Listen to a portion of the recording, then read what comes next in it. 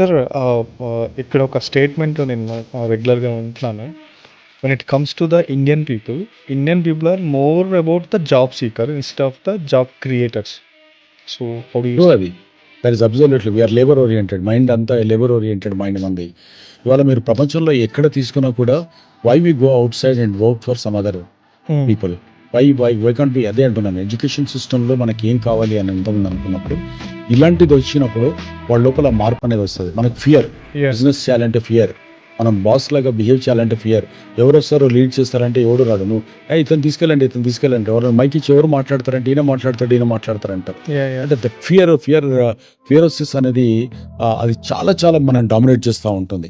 So అది లేదు యాక్చువల్గా మన డిఎన్ఏలో అది లేదు. అది ఇండియన్ డిఎన్ఏలో లేదు. అది forget about any caste or community, but Indian దాంట్లో లేదు.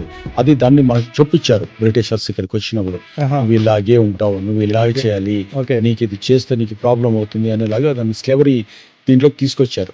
సో ఎప్పుడైతే మనకు దాంట్లోకి వచ్చిందో మనం ఏంటంటే ఎవడన్నా ఉంటే నాకు ఆ బాధ్యత ఉండదు, నాకు ప్రాబ్లం పోతుంది.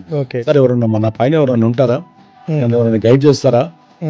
నేను గైడ్ చేయలేక నేను ఫెయిల్ అయిపోయినా, నాకు చెప్పేవాళ్ళు లేకుండే ఈ పదాలని మనం వింటుంటాం. ఎందుకు వింటామంటే నీకు ఎవడు చెప్పడానికి ఎవడు ఉండాలి.